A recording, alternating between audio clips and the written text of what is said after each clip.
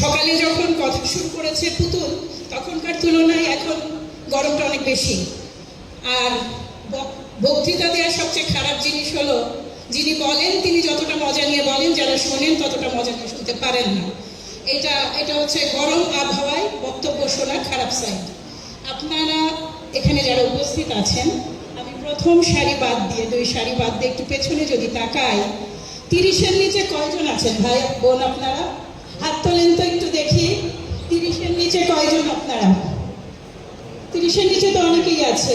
ছাত্র কয়জন? তার মধ্যে ছাত্র এবং ছাত্রী কতজন আপনারা?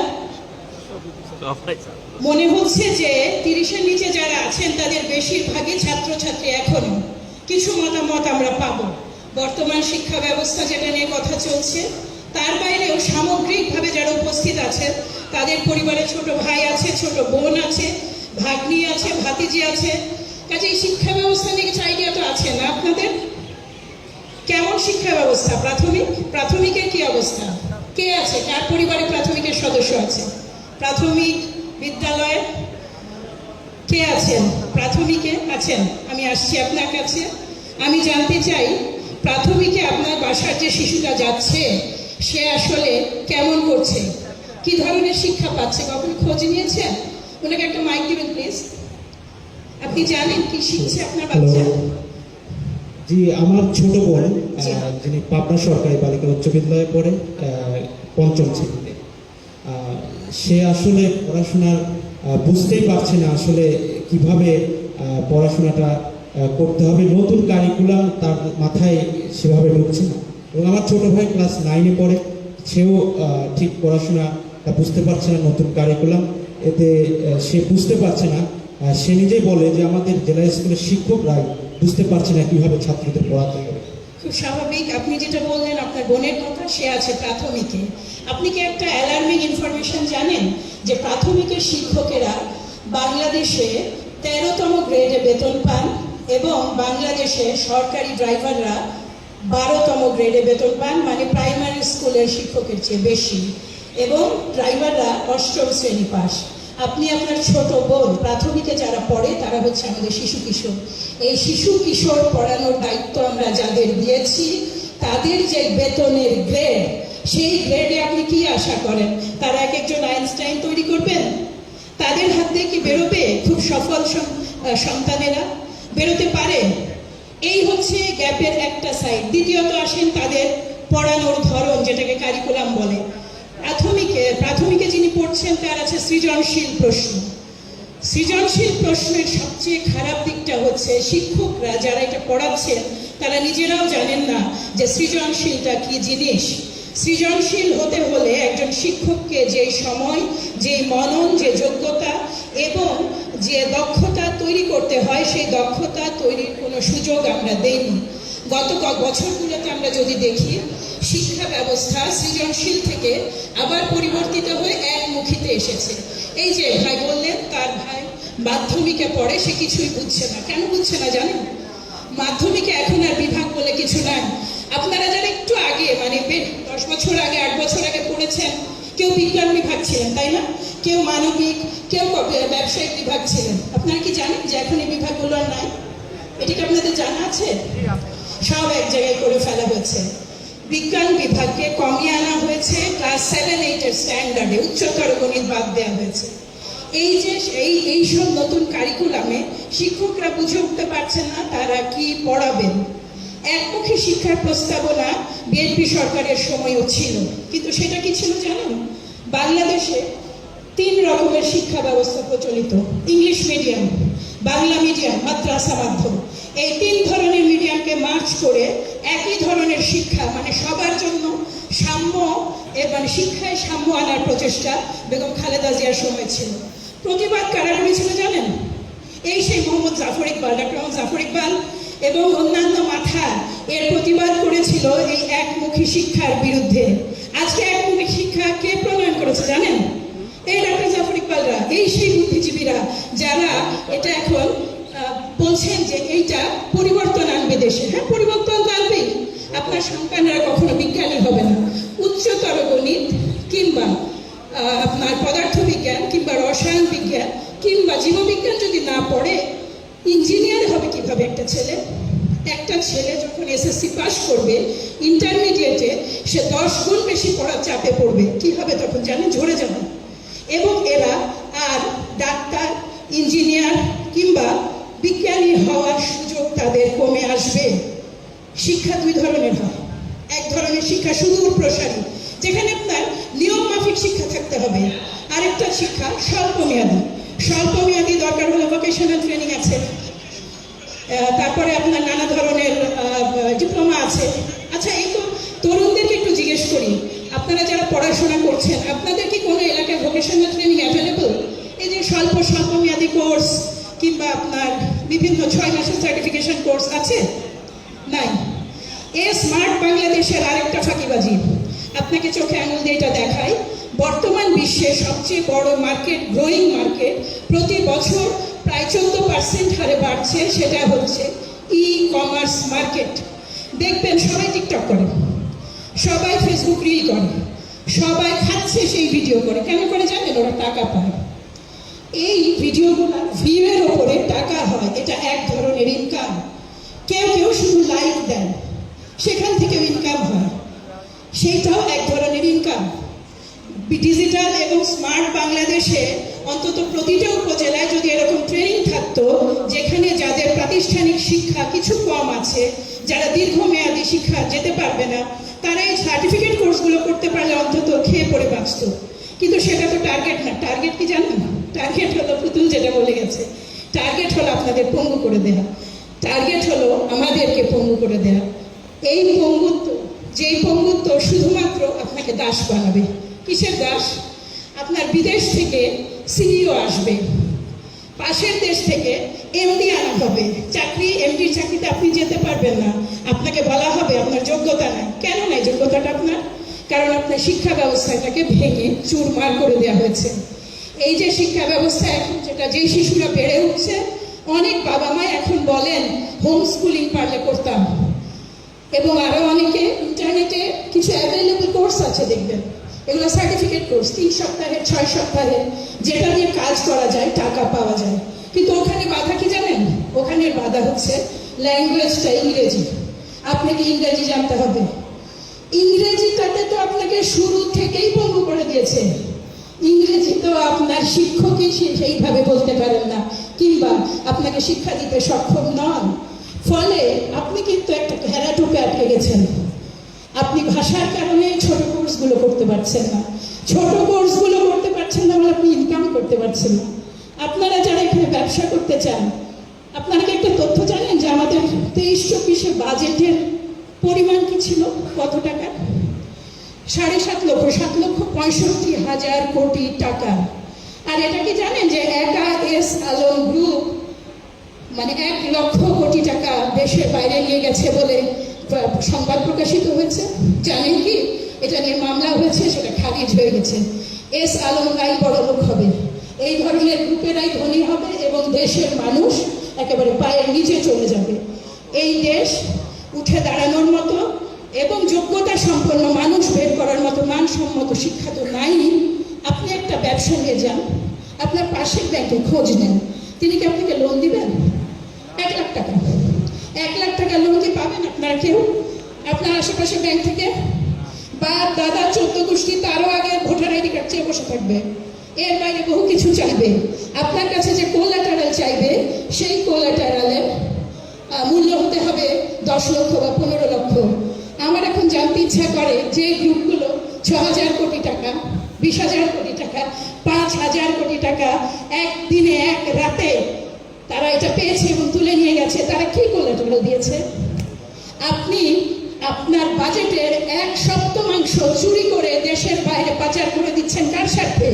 আপনার স্বার্থটা কোথায়? সরকারের স্বার্থটা কোথায় এখানে? কেন এদের মামলা, এদের নামে যখন রিট হয় সেটা খারিজ হয়ে যায় সেই রিটে, এবং তারা এক ধরনের ইমিউনিটিতে আছে।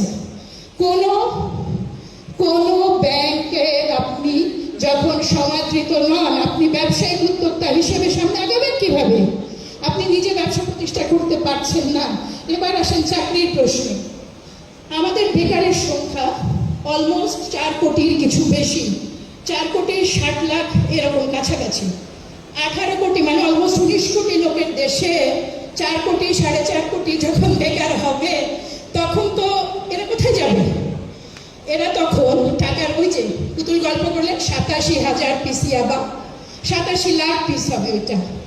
আপনি দেখেন বিভিন্ন রাজনৈতিক দলে, বিশেষ করে সরকারি দলে তরুণদের ভিড় লেগেছে। ভিড়টা কেন? ভিড়টা তো অস্তিত্বের। তার তো চাকরি নাই, সে চাকরি পাবে না। মাদারীপুরের যুবদল নেতার কাছে 2,000 কোটি টাকা পাওয়া গেছে।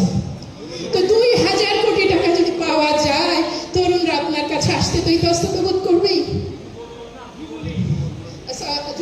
সরি, যুবলীগ নেতার কাছে। এখন আমার প্রশ্ন হচ্ছে, আপনার আশেপাশে আপনারা দেখেছেন কি এই সরকারি দল করে আঙুল ফুলে কলা গাছ হওয়া নেতা কর্মীদের দু একজনের গল্প নাম ছাড়া বলেন?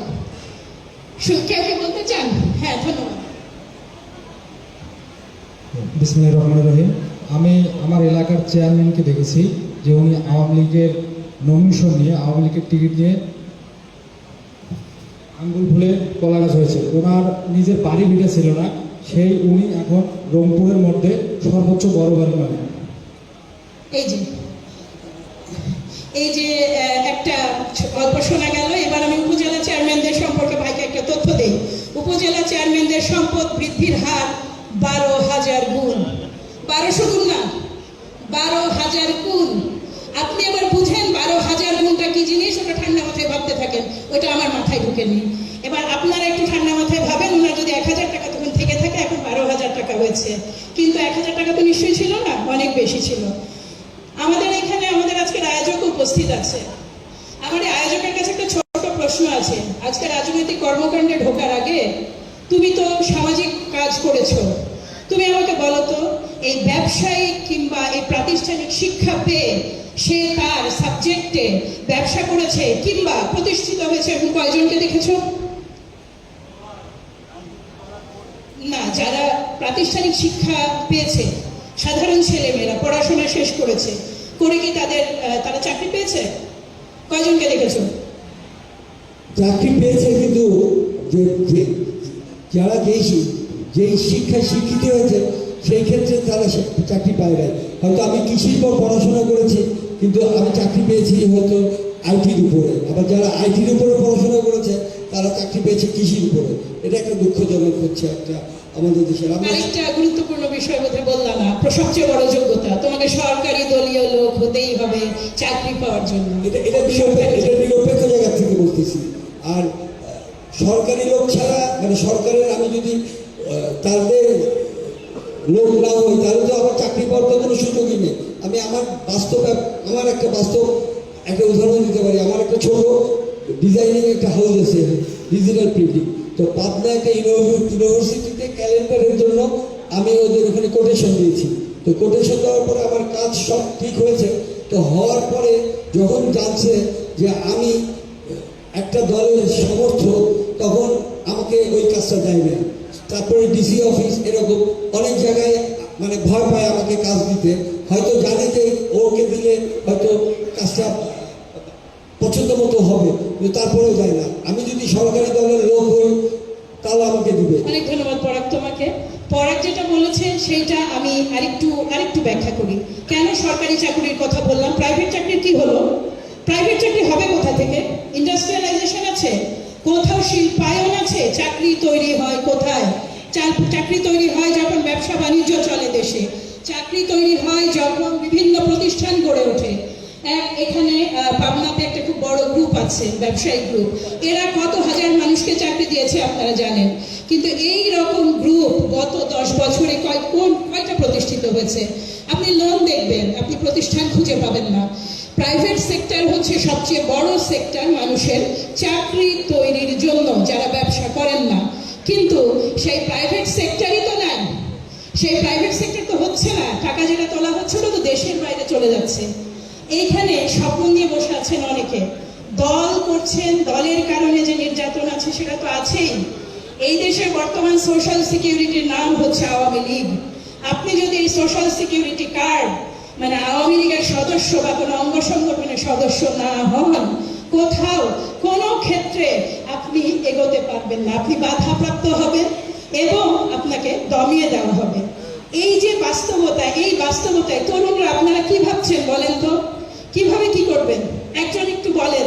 আপনাদের ভবিষ্যৎ পরিকল্পনা, রাজনৈতিক পরিকল্পনা শুনতে চাই না, রাজনৈতিক পরিকল্পনা নিয়ে এরপরে আপনারা বলবেন, আরো সুযোগ হবে। আমি জানতে চাই আপনি চলবেন কিভাবে, আপনার বাবা মা সন্তান কি করবেন, কি ভেবেছেন, কে বলবেন? আপনি ক্যাপ করে আছেন, আপনি বলেন, সবার মধ্যে একটু আলাদা। আচ্ছা, শুনে আসি, তারপরে ক্যাপওয়ালা ভাই আপনার কাছে আসছি। ধন্যবাদ আপনাকে। আগে দেখা গেছে যে একটা মানুষ প্রতিষ্ঠিত হওয়ার জন্য তার ডিগ্রি অর্জন করছে এবং ব্যবসার জন্য চেষ্টা করছে, কিন্তু এখন দেখা যাচ্ছে যে এই বিগত 16 বছর এই সরকারের আমলে বড় হতে গেলে এক ধরনের কোড গাইডলাইনে সে প্রতিষ্ঠিত। এটা হচ্ছে আওয়ামী লীগের কোড গাইডলাইনে সে প্রতিষ্ঠিত, হোক সে চাকরির ক্ষেত্রে হোক সে বিজনেসের ক্ষেত্রে। আপনি যে কথাটা বলছেন যে 1000 বেড়ে 12,000 হয়েছে, তো প্রত্যেকটা সেক্টরে এটা হচ্ছে এইটাই। আর আমাদের যেটা করে নেয় সেটা হচ্ছে যারা দেশকে ভালোবাসে। আপনার অনেকদিন আগে সৌদিও বলছেন একটা কথা বলে গেছিলেন যে মরা নিরান্ন মরা ক্ষুধান্ত, এই কষ্টের কোনো শেষ, এই প্রশ্নের শুধুমাত্র তুমি আমার দেশ।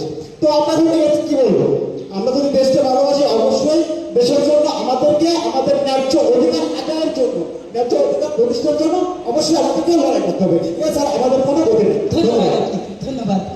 আমি এই ভাইয়ের কথা সাথে যুক্ত করছি। আপনাদের একটাই এখানে পাওয়ার আছে, একটাই যুদ্ধ করার আছে, আপনার ভোটের অধিকার, আপনার ভোটের অধিকার প্রতিষ্ঠা করার লড়াই। লড়াইয়ের কথাটা ভাই বলেছেন, কোনো সুনির্দিষ্ট দলীয় মত পথ বলে নয়। আপনার ভোট আপনার ভাষা, আপনার ভোট আপনার জোর, যেইটা রাতের অন্ধকারে আপনার কাছ থেকে ছিনিয়ে নিয়ে যাওয়া হয়েছে, যেটা পরিকল্পিতভাবে কমাতে কমাতে এমন একটা পর্যায়ে এসেছে যে ভোট শব্দটা বললে ভোট এবং কলঙ্ক শব্দটা সমর্থক হয়ে গেছে।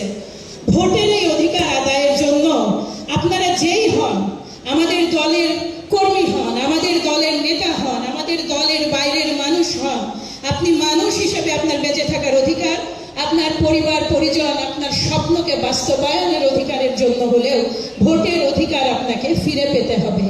এই লড়াইটা বাংলাদেশকে বাংলাদেশের হাতে ফিরিয়ে দেওয়ার লড়াই। এই লড়াই বিএনপির ক্ষমতায় যাওয়ার লড়াই নয়। এই লড়াইটা বাংলাদেশের মানুষকে বাংলাদেশের মানুষের হাতে তাদের ভোটাধিকার, তাদের নিজ শর্তে বেঁচে থাকার অধিকার ফিরিয়ে দেওয়ার। এই কারণে এই ভারপ্রাপ্ত চেয়ারম্যান আমাদের দেশনায়ক জনাব তারেক রহমানের একটা খুব চমৎকার উদ্ধৃতি আছে, টেক ব্যাক বাংলাদেশ। কাদের কাছ থেকে? লুটেরাদের কাছ থেকে। কাদের কাছ থেকে? বাটপারদের কাছ থেকে। কাদের কাছ থেকে? চোরদের কাছ থেকে।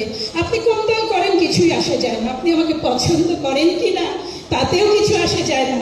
ভোটের অধিকার যদি আপনার থাকে, এই সরকারকে যেমন আপনি সাহায্য করতে পারবেন, ভবিষ্যতে আমাদের কোনো ভুল হলে আমাদেরকেও আপনারা জবাব দিতে পারবেন। কাজে এই একটা প্রশ্নে আমি আশা করি আপনারা সবাই তরুণ, আপনারা কি মনে করেন যে একসাথে আপনারা কাজ করতে পারবেন? এখানে যারা উপস্থিত আছেন তারা কি মনে করেন আপনারা কি পারবেন? কিভাবে পারবেন? আওয়াজই তো শুনতে পাচ্ছি না ভাই, কিভাবে পারবেন? আপনারা কি পারবেন?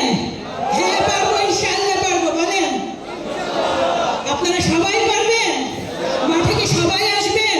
যখন প্রয়োজন হবে যে যে জায়গায় আছেন তার জায়গায় দাঁড়িয়ে আপনারা কি প্রতিরোধ গড়ে তুলবেন? আপনারা হাত তুলুন এবং বলুন ইনশাআল্লাহ আমরা সবাই থাকবো। এবং আপনাদের এই সাথে আপনাদের সবাইকে ধন্যবাদ জানিয়ে আমি আমার আলোচনা শেষ করছি। ধন্যবাদ। আসসালামু আলাইকুম।